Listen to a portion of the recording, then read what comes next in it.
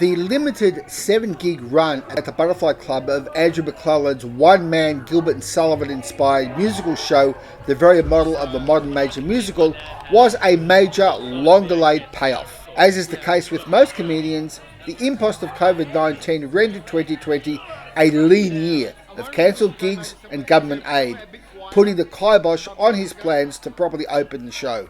After 5 years of developing and tweaking, McClelland was finally able to debut the show at the Butterfly Club with his esteemed musical director and creative collaborator, Martine Wengrow. Now, although the show didn't make McClelland any money, he was pleased as punch with how it all went, setting him up for a bigger show in the near future. Still buzzing after his final performance, Andrew McClelland was kind enough to settle into a comfortable and relatively quiet corner of the venue's nicely decorated stairwell to reflect on the show and on some other major comedy issues. Please enjoy. I've just come off stage from my last show, a very short run of the very model of a modern major musical, which is Gilbert Sullivan-based comedy show, but not just for Gilbert Sullivan fans, hopefully for everybody. That's my dream anyway. But I only did 1 week of the very first trial run because I've never done a singing show before, and I didn't know if my voice would last. I didn't want to be like there on, the second Tuesday. But turns out it's gone pretty well. Martine Wengrow, my accompanist, gave me a lot of advice about warming up and all that. It's really good. So the show went well? Yeah, it was very, very Okay. Is this your first post-COVID show? I've done stand-up nights and stuff, but this is my first show. Yeah, the full show with for an hour. Yeah. What was your COVID year like? It was very hard, obviously, a lot of basic thing. Well, I started DJing online, essentially busking online, because I've always been lucky. I've had DJing as well as my comedy, and stand-up I found doesn't translate as well. A lot of stand-up, you might have noticed, a lot of stand-up nights started at the start of lockdown, a lot of enthusiasm, but it was harder and harder to retain people because it's a beautiful live meeting. DJing went pretty well online though. So I did that, I busked online, and I did okay, but was still losing money throughout the year. And then I booked a season in Perth, because I was thinking, Perth Fringe is not going to be that full of other people who aren't from Perth, because it's so hard to get there. And I had to quarantine in Tasmania for 2 weeks, which I couldn't afford, but I thought I can afford this to go and work in Perth.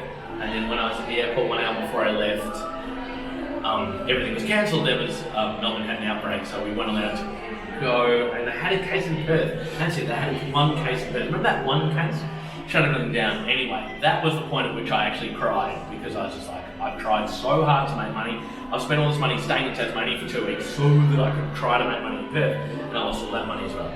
2020 fucking sucked. Maybe I can't swear everything. Believe me, it sucked. But it's really good to be back. This show sold out, reduced capacity, so I didn't really make money, but it sold out. That bodes extremely well for the future. Can you just tell me a little bit about your measure for success? Well, when I was an artist, when I am an artist, when I was a younger artist, the only measure for success was laughter and audience enjoyment. But now that I am 41, I have to make money. We don't have to make money, but I have more expenses. So it's become money as well. And the measure for success of this is the fact that it's sold out, which is a beautiful thing. People wanted to see it, people were interested. I think that means it can tour. I think that means you've got a good show in your hands. And although we didn't make money this season, which is perfectly fine, as I say, it bodes well for the future. Any measure for success in any show in the end, for a comedian, is laughs and enjoyment. And that has worked. No, it's the first time I've ever done it, ever. So I'm going to go away, tweak it a little bit here, a little bit there, change some things, and then I'm going to do, hopefully next year, a proper season of big theatre. Well, it is wonderful to be back on stage. That's the most amazing thing. And why is that? Firstly, because we were worried about that it almost wouldn't come back in the same way. Secondly, because obviously as performers, we are ego-driven to a degree. So having people enjoy what we do is what we love. And you do this full time? Yes, this is DJ. Okay. Did you go to Centrelink? Were you actually officially on? Yes. Yeah. How long for? And what did it feel like? Well, I got onto the JobKeeper, which is nice. And I'm on it till now. JobKeeper ends today. So that worked well. Now, what did it feel like? I am not the type of person, bootstraps person, who's like worried about taking charity. I paid taxes for years. I'm happy to take the help when I need it. I'm a socialist. That's what taxes are for. So bring it on when I can get it. I don't want, I'm happy to pay taxes when I've got money, and I'm happy to take it when I've got unemployment. So it works all right. Finished too early because I still haven't made any money. Probably. Right. But it was great. Okay. It kept me going. Without JobKeeper, I would have had to. And this is such like a comedian's complaint, but I would have had to have gotten a proper job. I had to have gone back to Kmart. I did work at Kmart for 8 years, but I didn't have to. So thank you. No, I suppose not. I'm a comedy agnostic. Perhaps they're out there, but it's very hard to know. And if they are out there, they were cursing us last year. We must have done something to offend them. And it made us feel like... Did you just see Andrew's show? Yes. What was it like? Brilliant. Great. Amazing. I'm raised very Catholic though, so I'll still feel comedy guilt. You still feel comedy guilt? Always. How do you feel comedy guilt? Tonight, for example, some of the lines I didn't deliver as perfectly as I would like, and I want to give everyone the perfect show. I mean, when you do a month-long season, that's when it really gets match fit. I'm doing vocal warm-ups now, which I've never done before, etc. No, I don't need to, because I find the excitement of going on stage psychs me up anyway and fills me with energy. It's weird, isn't it? Like, psychologically speaking, I was bullied a lot at school, and there's definitely something there that makes me seek approval. So that's part of it. It is also absolutely joyful to bring joy to others. That's the nicer way of putting almost the same thing. It's being on stage is no feeling like it is like a drug. That's been said many times. It's sort of a cliche, but being on stage is incredible. It's an incredible feeling. Have people enjoying what you're doing.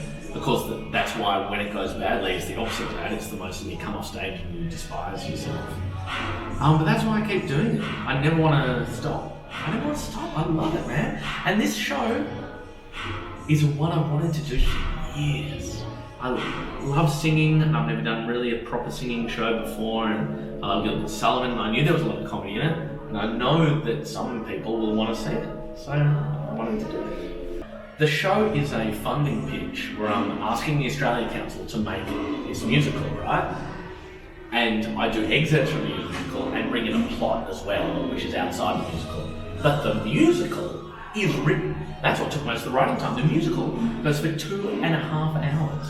It has 7 main roles, it's got 2 choruses, and it's an orchestra of 70. It's written. And I'm going to release the PDF online of it, because no one's ever going to make that musical. That's fine. But overall it's like a whole world and a whole project. So it's great to get on stage. I think it's a skill that you learn. I think I was lucky enough to, be raised with afternoon comedies on afternoon TV when I was a kid, and just watching them and having parents who are enthusiastic about the cliched stuff. Your Monty Python, your Fawlty Towers. Not so much the American side of things, that's just my parents, but I came to that myself later. And things grow from that. It's not too hard to find comedy to watch it, to get into it, and then to learn from it, and then want to go on stage.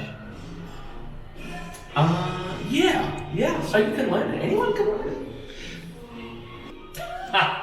Anyone on stage, I think, has enhanced sex appeal, no matter who they are, and no matter what they do. Musicians, sexy. And even someone delivering a speech, but if they deliver it well, that's sexy. So, it's not just the comedians, there is the magic of the stage. They say there's doctor stage, which is when if you're feeling sick, but when you go on stage, you don't feel sick for the whole time you're on stage, you're full of life. Well, I suppose there's sexy doctor stage as well.